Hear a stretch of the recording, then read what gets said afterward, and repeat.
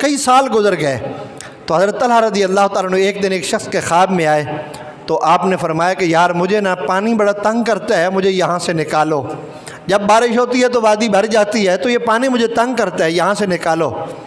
تو وہ شخص جب 2 مرتبہ خواب آیا تو حضرت عبداللہ بن عباس رضی اللہ تعالیٰ عنہ کے پاس آیا، کہا جی مجھے یوں خواب آیا ہے۔ تو حضرت عبداللہ بن عباس نے فرمایا کہ تیرے اوپر ضروری ہے، واجب ہے کہ تو یہ کام کر۔ انہوں نے کہا جی میں تو غریب آدمی ہوں، آنے جانے کے سفر کے لیے خرچہ نہیں ہے، آپ کا جسد مبارک نکالنا لانا، میرے پاس تو اخراجات نہیں ہیں۔ حضرت عبداللہ بن عباس نے فرمایا سارا خرچہ میں دیتا ہوں، بس تو یہ کام کر، خرچہ سارے کا سارا میں دیتا ہوں۔ تو وہ گئے کچھ صحابہ کو ساتھ لے کر، حضرت طلحہ رضی اللہ تعالیٰ عنہ کے جسد پاک انہوں نے نکالا، اور وہ کہتے ہیں کئی سال گزر گئے تھے جب ہم نے، اور اوپر بارشوں کا پانی، اور وہ پورا بارشوں کا پانی ڈھک لیتا تھا حضور پہ پھر حملہ، یعنی ان کا ٹارگٹ یہ تھا رسول اللہ صلی اللہ علیہ وسلم۔ مشرکوں کا ٹارگٹ یہی تھا احد کے اندر کہ حضور علیہ الصلوۃ والسلام کو معاذ اللہ حضور کے ساتھ ایسا کیا جائے، حضور کے ساتھ جو ہے وہ معاملہ کیا جائے اور ختم کر دیا جائے سارا کچھ معاملہ، ان کا خیال یہ تھا۔ تو جب وہ ایک گروہ بہت قریب آیا تو نبی کریم صلی اللہ علیہ وسلم نے ارشاد فرمایا کوئی ہے جو ان کو پیچھے دھکیلے، اور جو ان کو پیچھے دھکیلے گا وہ اور میں جنت میں یوں اکٹھے ہوں گے، اسے جنت میں میرا قرب نصیب ہوگا، وہ جنت میں میرے ساتھ ہوگا۔ جو حضرت طلحہ رضی اللہ تعالیٰ عنہ کے ساتھ حضور بہت پیار فرمایا کرتے تھے۔ حضور نے حضرت طلحہ کو کئی لقب دیے، کئی صحابہ کو تو ایک ایک لقب ملا، حضرت طلحہ کو بہت سارے لقب حضور نے ارشاد فرمایا۔ حضور نے فرمایا یہ زندہ شہید ہے، یہ لقب بھی حضرت طلحہ کو ملا، زندہ شہید۔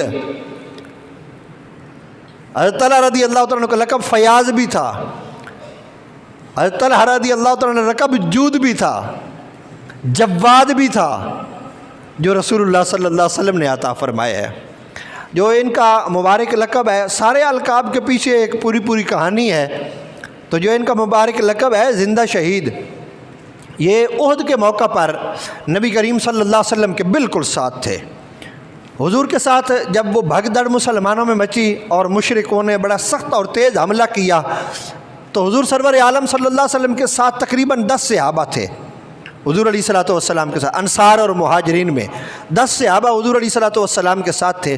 پھر جب مشرکوں نے حملہ کیا تو رحمت کونین صلی اللہ علیہ وسلم احد پہاڑ کے اوپر چڑھنے لگے، تو یہ صحابہ حضور علیہ الصلوۃ والسلام کے ساتھ ساتھ تھے۔ تو نبی کریم صلی اللہ علیہ وسلم نے جب دیکھا کہ مشرکوں کا ایک جتھا، ایک گروہ حضور کو انہوں نے تاک لیا اور حضور کے اوپر حملہ کرنے کے لیے بھاگ رہے ہیں، اور آپ جانتے ہیں کہ نبی کریم صلی اللہ علیہ وسلم کی مبارک پیشانی کے اندر لوہے کی کڑیاں جو ہے وہ پیوست ہو گئی تھی، حضور کے دندان مبارک شہید ہو گئے تھے، حضور کے چہرہ انور زخمی ہو گیا تھا۔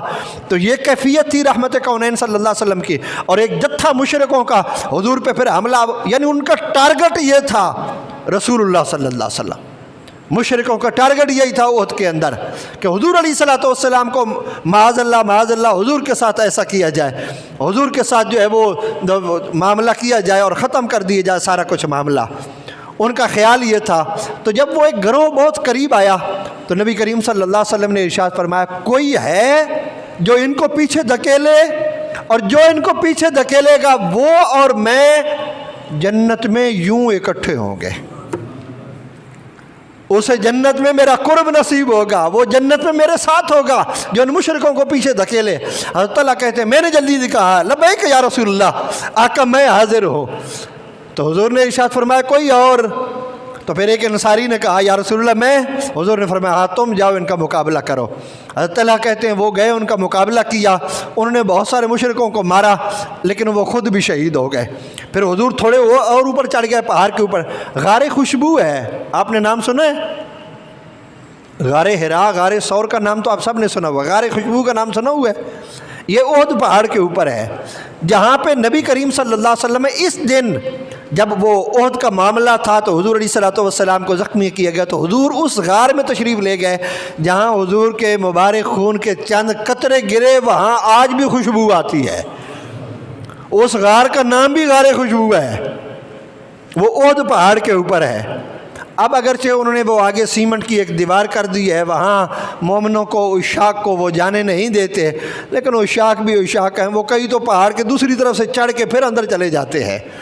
محبتیں ہیں نا اپنی اپنی، تو وہاں آج بھی خوشبو آتی ہے اس غار کے اندر سے۔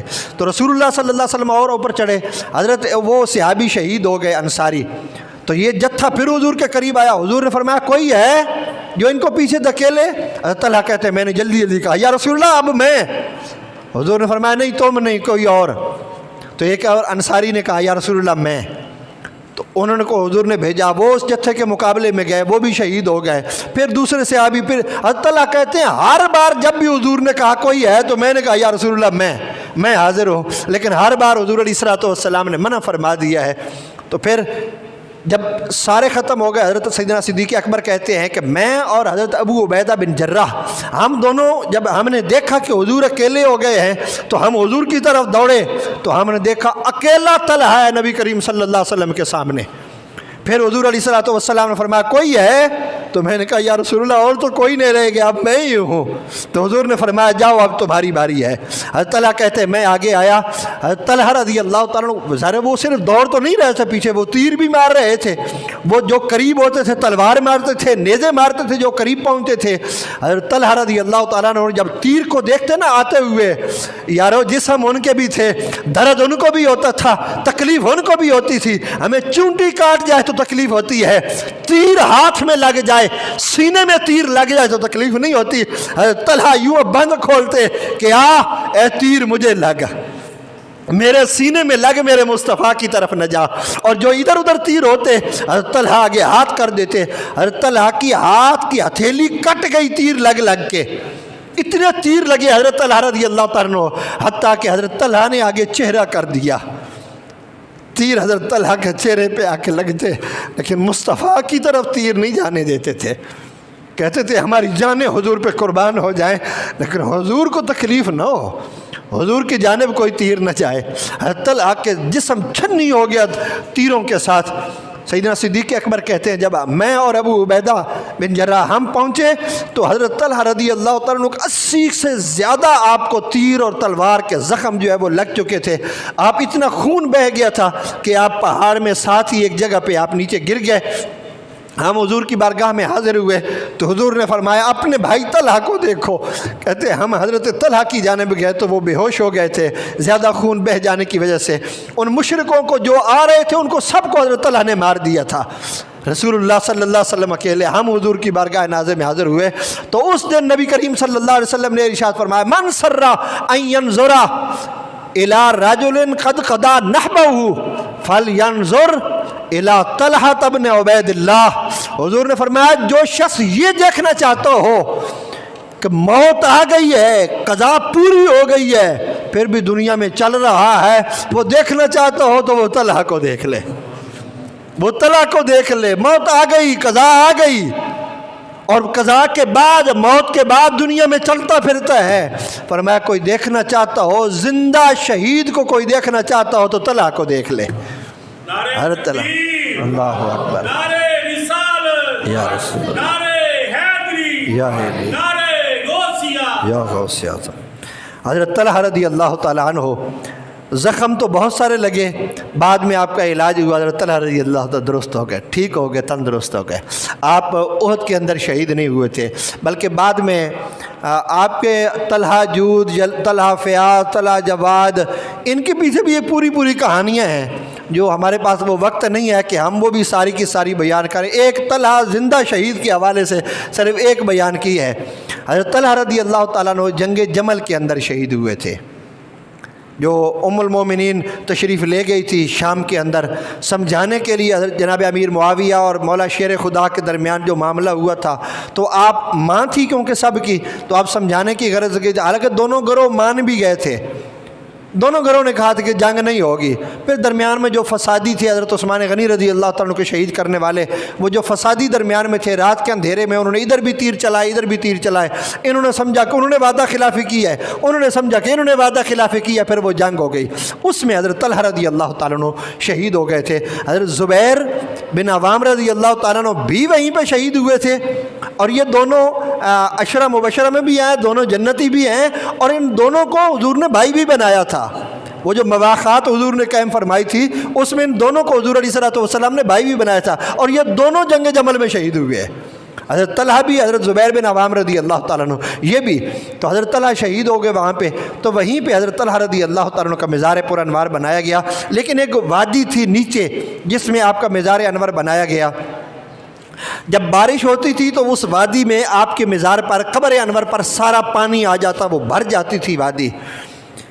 بعد میں حضرت طلحہ رضی اللہ تعالیٰ عنہ جب کئی سال گزر گئے تو حضرت طلحہ رضی اللہ تعالیٰ عنہ ایک دن ایک شخص کے خواب میں آئے، تو آپ نے فرمایا کہ یار مجھے نا پانی بڑا تنگ کرتا ہے، مجھے یہاں سے نکالو۔ جب بارش ہوتی ہے تو وادی بھر جاتی ہے، تو یہ پانی مجھے تنگ کرتا ہے، یہاں سے نکالو۔ تو وہ شخص جب 2 مرتبہ خواب آیا تو حضرت عبداللہ بن عباس رضی اللہ تعالیٰ عنہ کے پاس آیا، کہا جی مجھے یوں خواب آیا ہے۔ تو حضرت عبداللہ بن عباس نے فرمایا کہ تیرے اوپر ضروری ہے، واجب ہے کہ تو یہ کام کر۔ انہوں نے کہا جی میں تو غریب آدمی ہوں، آنے جانے کے سفر کے لیے خرچہ نہیں ہے، آپ کا جسد مبارک نکالنا لانا، میرے پاس تو اخراجات نہیں ہیں۔ حضرت عبداللہ بن عباس نے فرمایا سارا خرچہ میں دیتا ہوں، بس تو یہ کام کر، خرچہ سارے کا سارا میں دیتا ہوں۔ تو وہ گئے کچھ صحابہ کو ساتھ لے کر، حضرت طلحہ رضی اللہ تعالیٰ عنہ کے جسد پاک انہوں نے نکالا، اور وہ کہتے ہیں کئی سال گزر گئے تھے جب ہم نے، اور اوپر بارشوں کا پانی، اور وہ پورا بارشوں کا پانی ڈھک لیتا تھا قبر کو، کھڑا رہتا تھا۔ کئی سال گزرنے کے بعد کہتے ہیں جب ہم نے حضرت طلحہ رضی اللہ تعالیٰ عنہ کو وہاں سے نکالا، مدینہ طیبہ ہم لے کے آئے، جنت البقیع میں آپ کا مزار پر انوار ہم نے بنایا، تو کہتے ہیں اللہ کی قسم ہے حضرت طلحہ کا کفن میلا ہونا تو دور کی بات ہے، جو شہید ہوئے تھے تو یہاں پہ کافور لگایا گیا تھا نا آنکھوں پہ کے ساتھ، فرماتے ہیں کئی سالوں کے بعد وہ کافور ابھی تک موجود تھا۔ زمین میلی نہیں ہوتی، زمن میلا نہیں ہوتا، محمد کے غلاموں کا کفن میلا نہیں ہوتا۔ وما علیہ